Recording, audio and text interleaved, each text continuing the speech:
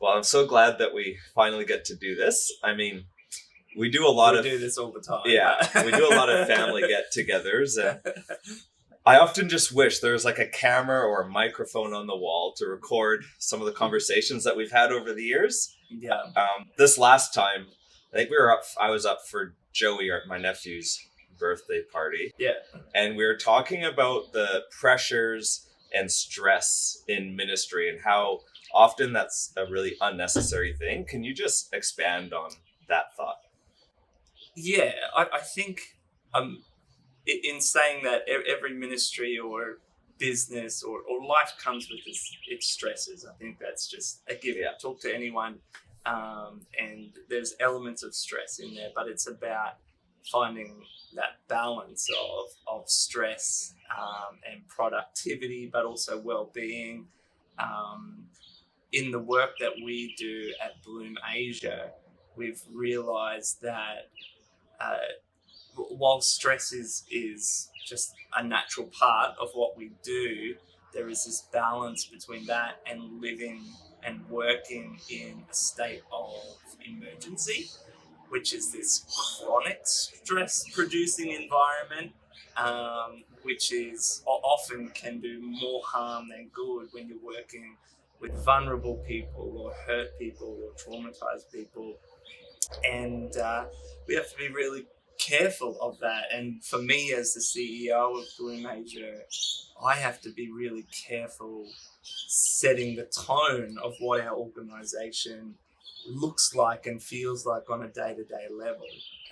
And so, yeah, it's a bit of a journey. I think the big thing that I've realized is that human trafficking, which is what we're not involved in, what we're involved in restoring, survivors of human trafficking, is an emergency. It is. And I think about, the 5 million women and children that are estimated being, trafficked, sexually exploited right now as we speak. And every day in which they're not rescued and supported, and shown a new future and a new hope is wrong. It's just completely wrong that it is happening to them at this moment.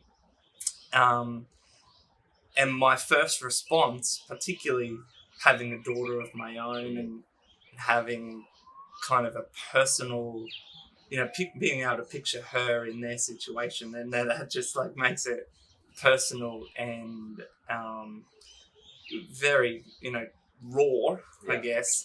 The first thing that I want to do is sort of set these huge, ambitious goals of, you know what, Bloom is going to be in every country on the planet. It's going to be there for every survivor who is rescued or self-escapes or however they get out of those exploitive situations. We'll be there to support them, and we're going to fundraise, and we're going to put more staff on, and we're going to do this, and we're going to do that, and I've got these ambitious goals, and then the urgency and the emergency around it. Kind of, I feel like, and we've got to do it yesterday. Yeah. We've got to just do everything that we can with every moment, because there is this sense of urgency and emergency, and it can be dangerous though when you mix those ambitious goals, which are right and good, with really ambitious emergency-focused timelines. Yeah, and like you said, there are seasons to ramp it up. Yeah. I don't think there's seasons to ramp up stress, but to ramp up pressure and the urgency. And there are seasons to back off. But what you're talking about is really key, because one could say, there's pressure, but we're doing it for the right cause. There's stress, but that's okay, because look at this big obstacle that we're having to navigate, or this big problem that we're trying to find a solution for. But that could be your greatest motivator, but it could also be your greatest weakness or blind spot as well. Absolutely. And as a leader, big ambitious vision and God-given ambition it unifies people and it brings people together and it drives them and gives them a purpose, and it's important to have it. But when sort of the rubber hits the road, when it really comes down to it, if I picture a trafficking survivor who has recently, let's say she's rescued herself from a situation and has run away or figured out a way to, escape the exploitation that she's been in, and she finds her way to bloom through, the processes that we have. And I just picture her already chronically stressed, already traumatized, already probably doubting humanity, already, unsure of who she is or what her value is. And if she enters into this place where, sure, we've got counsellors, but their workload is twice what it should be because we're trying to, work with as many people as possible, or we've got vocational trainers that don't understand trauma-informed care. So they think that everyone should learn something at the same amount of time as someone who isn't traumatized. Or we've just got this data-driven organization that's just aiming for numbers, and isn't seeing human beings in the midst of that. Or we're, we've overstretched our budget and the country director is, not sleeping at night because they don't know how they're going to pay salaries or something like that. If she enters into that environment, then there's no doubt in my mind that environment is going to do more damage than good for her at the end of the day. And that's a real possibility if we don't measure up that balance of creating a purpose and a vision and big ambitious goals with, that we hear from God, with appropriate timelines and using the resources that come to us in the right way. Yeah. I'm not much of a car person, but I think there is a reader on your dashboard called the tachometer. Yeah, I think that's what it's called. Either, so we're on the same. But that shows your call it the tacho. Yeah, that shows your It's not the speed one, right? It's the other one. Not the fuel, not the speed. It's the one you hope never goes up too high. Yeah. Yeah. But you really never want the gauge to be in the red line, because that's really harmful for your engine. You've got 1, 2, 3, 4, 5, 6, 7, 8. Yeah. Like the 6 to 8, you can be there for a certain amount of time, but you're going to blow your engine if you're there for too long. Yeah. Would you say that as a leader, it's our responsibilities to make sure the organization isn't redlining? Yeah, I think so. And it's really hard. Yeah. Because for a number of reasons. Firstly, I think as humans, we sort of let's use the car thing. We might go up to a 2, and then that starts to feel normal. We're really good at adjusting ourselves, at making things work, at pushing ourselves and stuff.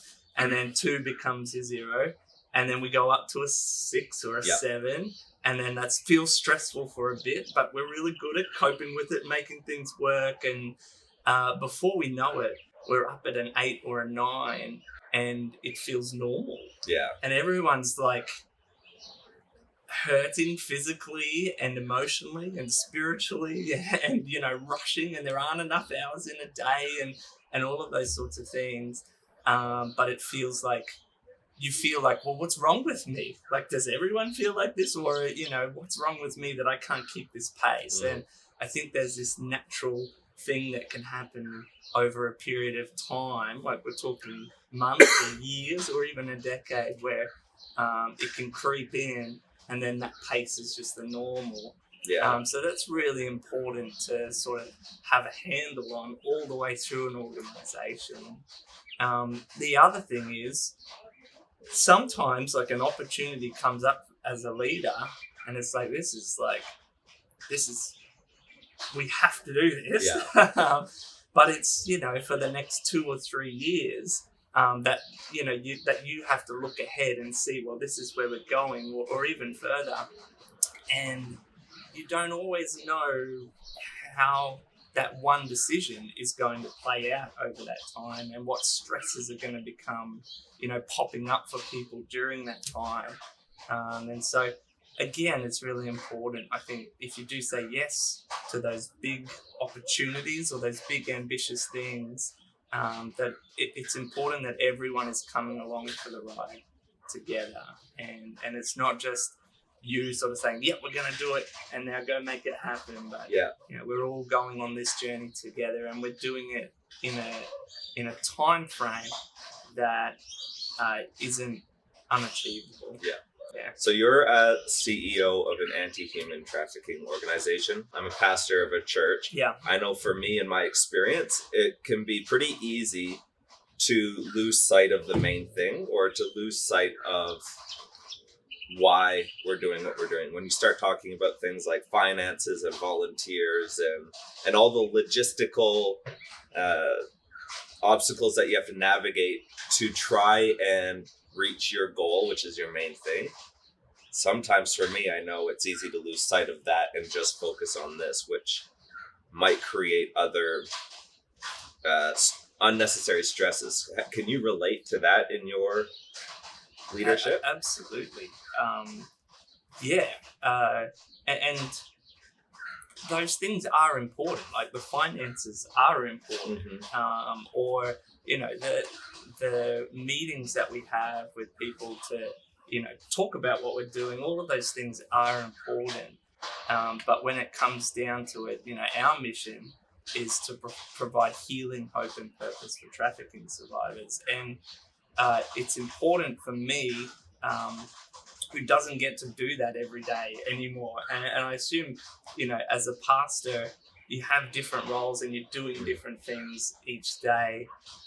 But to take moments every day to remind yourself of why you're doing this or why you're doing that, and to bring it back to those reasons. I can imagine as a pastor, there's also this sense of emergency around eternity and the lives and souls of people that you want to see touched by God, and for them to understand his love and things like that. And if you're not sort of touching base with him and on the reason why, that core reason, it can kind of spiral out of control and you can lose your way pretty easily.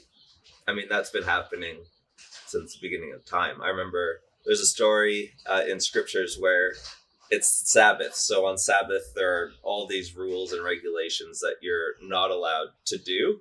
One of them is to carry things. And so there's this man that's been lame. He can't walk for his entire life. And religious leaders, the community, all know who this person is. They know that he can't walk. They know he's been ill, that he's been begging for money, like he's been really struggling for his whole life. And Jesus comes to him on Sabbath and says, pick up your mat and walk. So he does this miraculous healing, which you're not allowed to do on Sabbath. And then to sort of push the stick a little bit more, he asks the person to do something you're not allowed to do on Sabbath, which is pick up his mat and carry it. And so when these religious leaders come to this person who they know he's been lame, they know he's been paralyzed, and he's walking, their reaction isn't a celebration for what has happened. It's, you're breaking the rules of the Sabbath. Yeah. And the Sabbath has been, and for me, that shows that maybe they lost sight of the main thing, which is the individual, right? The person, and what has taken place in front of their very eyes. They're so focused on keeping the rules and making sure that everyone was upholding their version of the Sabbath when they missed an amazing celebration that could have taken place. Yeah. It's that story is just a really poignant example of the economy of God, I think. And I see the same thing. One of my favorite examples is similar. The poor old Pharisees, they had, seems like they had kind of shifted the needle, or were getting distracted from the father heart of God and what he really wanted for his people. And on another occasion, they're trying to trick Jesus into, I think they come to him with a coin with Caesar's face on it. And they want to trick him into, like, who do you pay taxes to, Like, if you're the son of God, like, how do you fit into this? And I just love the way, from my perspective of the whole thing, it's almost like Jesus makes fun of man's economy. And he's got like, let me have a look at it. Oh, and whose face is on there? Caesar's. Okay. Well, you can give to Caesar what belongs to Caesar, but give to God what belongs to God. And it seems to me like he's just going, look, you've got your little economies going, and it's based on, effort, or it's based on your, talent, or it's based on, powers and rulers and things like that.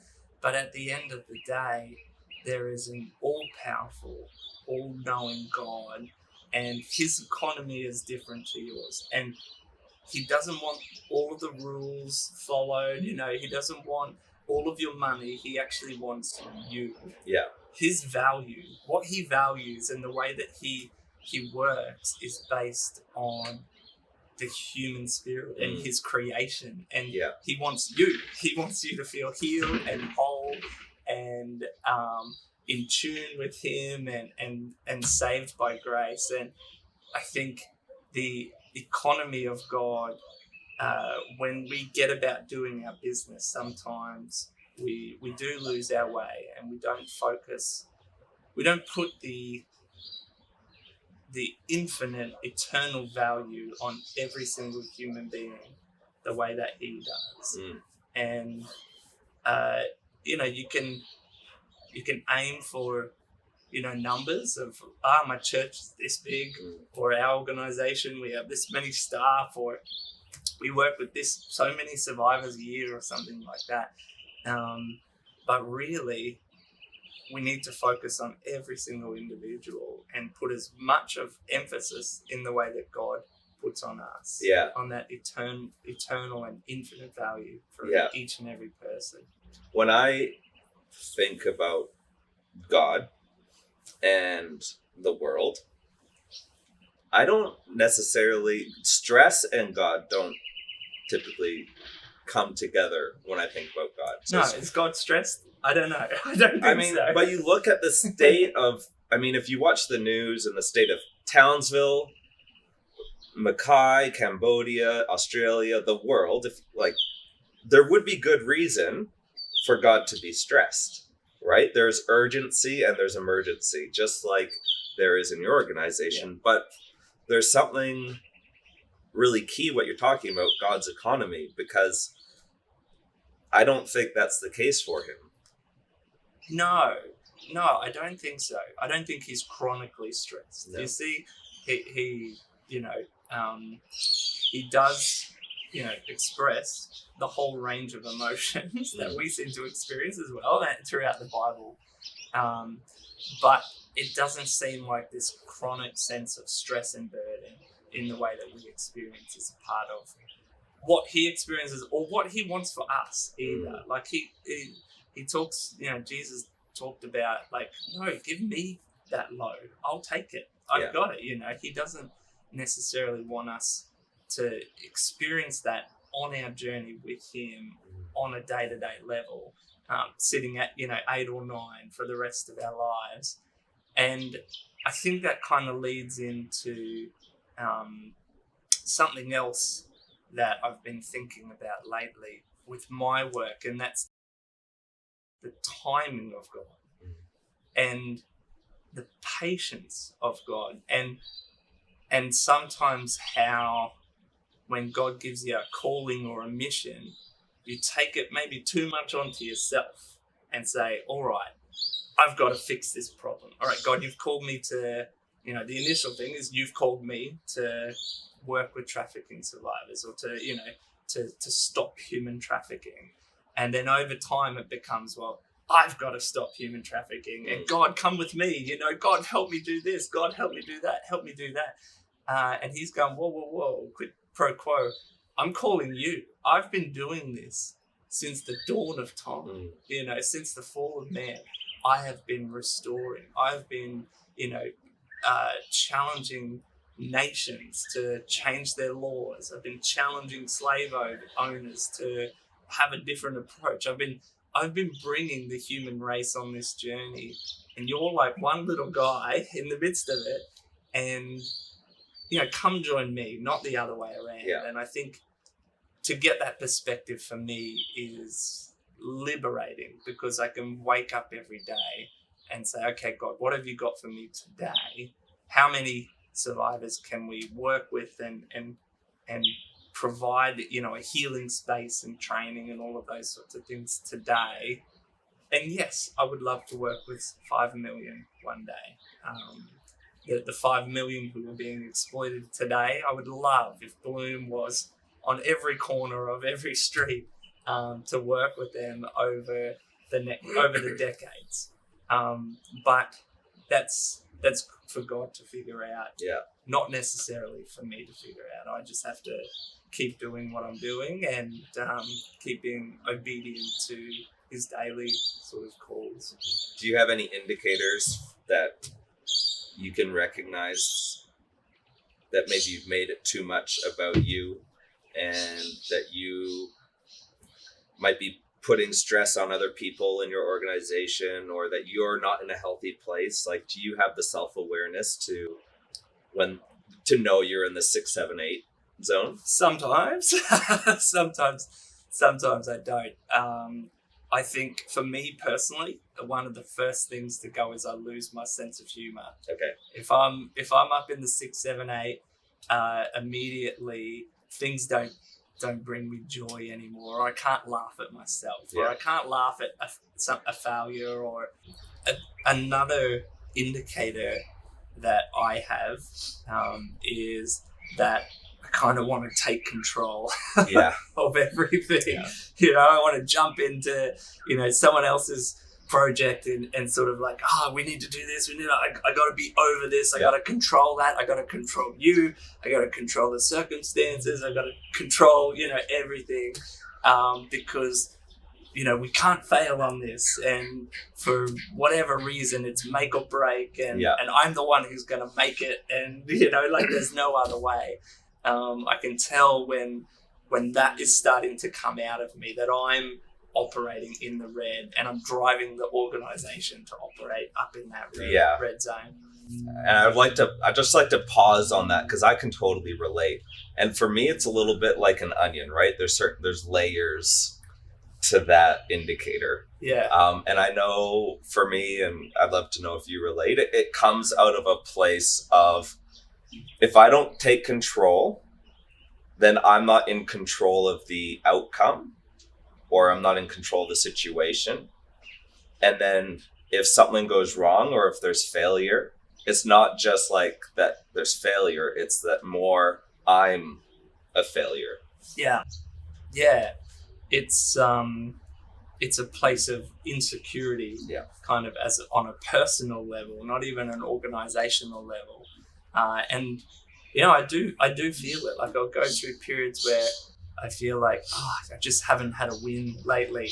I've got to make something happen here to prove my worth as a leader, or to show everyone that I can lead, or it gets to the point though where I'm leading out of this place of insecurity and fear of failure, not just for myself, but then everyone else around me is kind of walking on eggshells because they're afraid to make a mistake, or they're afraid to leave. Even your family, right? Because when you're in that high stress, exactly, that means that your family is almost walking on eggshells too. Yeah, they don't want to set the time bomb off or anything, and it's it then becomes an organizational thing, because I set the tone, across the organization. And I'm talking about this from a point of like, I've been working on this recently. Like, this isn't something that I've mastered.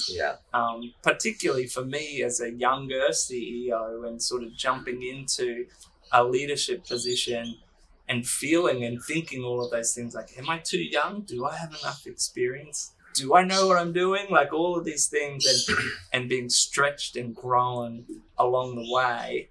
I can think of a dozen times this year where I've got into that red and felt like I've had to take control of things, when in reality I haven't.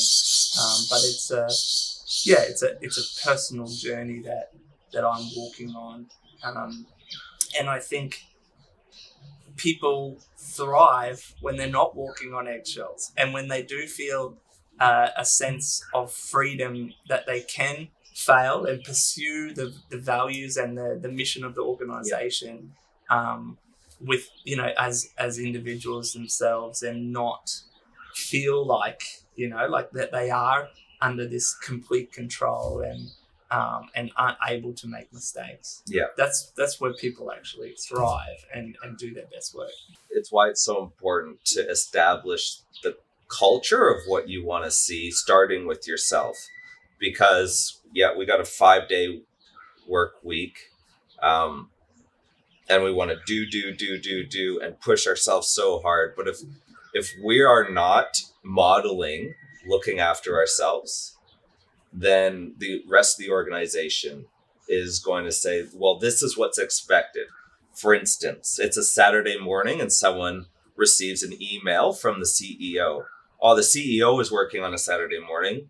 I guess it's expected of me that I need to work on a Saturday morning. Expected of you. Or if they are passionate about the organization or passionate about the mission and are wired to go hard, then it's permission. Yeah, that's right. Some people want to get in there and do more. Yeah. But sometimes though, you have to push back the other way. You have to go, whoa, take care of yourself. No, we're setting organizational boundaries, because as soon as that person starts to send emails, then someone else has to reply to it. And then it's a 7-day work week, right? Yes. And you know that those people aren't spending the quality time with their families. They're not doing something to rejuvenate their soul. They're not refreshing themselves. And there's no coming out of that 7 or 8 zone.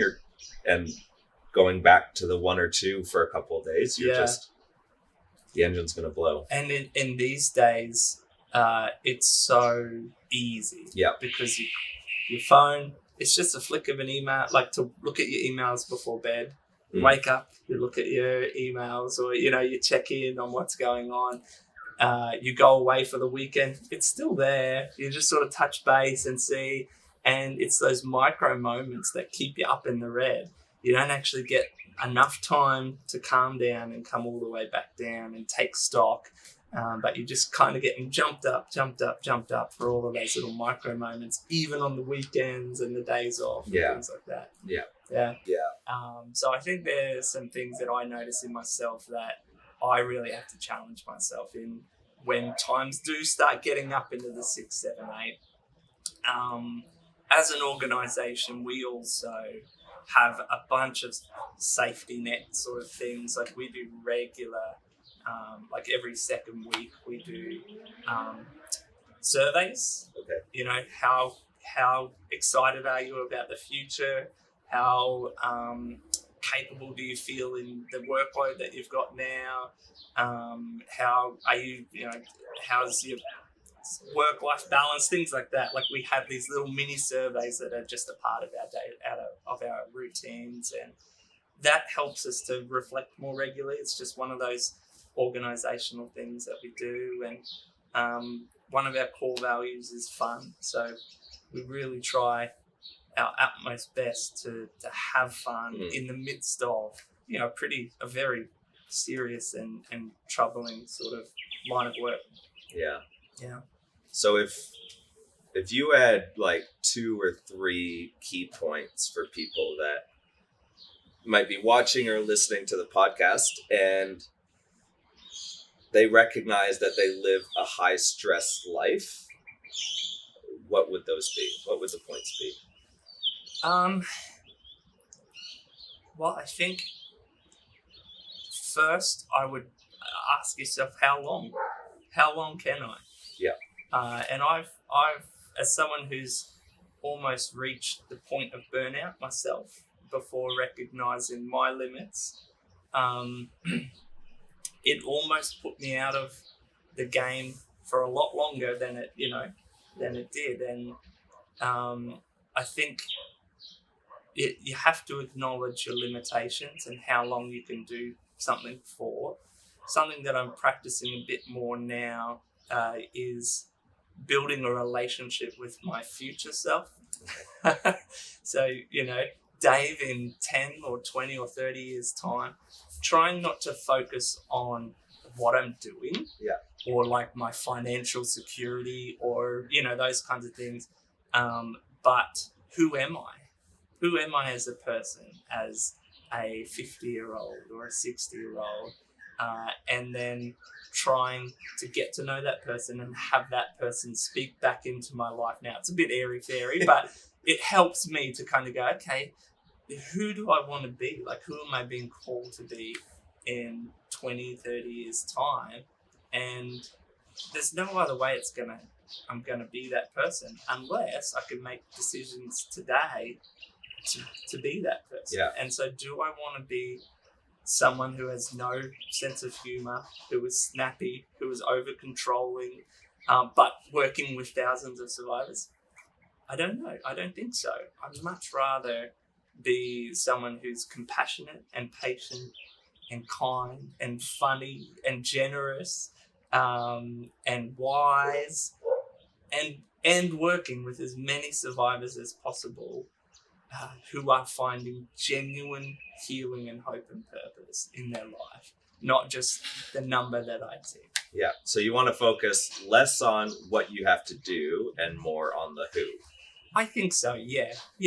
I think as long as you are, you know, conscious of who you are becoming and who you are, the do will flow out of that. Yeah. You know, and God's not someone who calls us to stagnation. He's not someone who calls us to kind of laziness. He does call us to do things, and I think that will just flow out of that. But I think it's more about he's calling us to become like him first. Yeah. And second, to do out of that, so that people actually experience him, not us, when we're doing it. Yeah. So, is God stressed? No, I don't think so. No, and I don't think he's calling us to be stressed either. Yeah. Well, thank you for having this conversation, and I hope whoever's watching and listening can take away something, even if you're not leading an organization, but this comes into effect of just your everyday life, right? If you're a part of organization, if you're going to school, because the amount of stress that you have in your life will have a ripple effect and will impact those that you say you love most. Yeah. Yep. That's cool. Cheers, John. Thank you.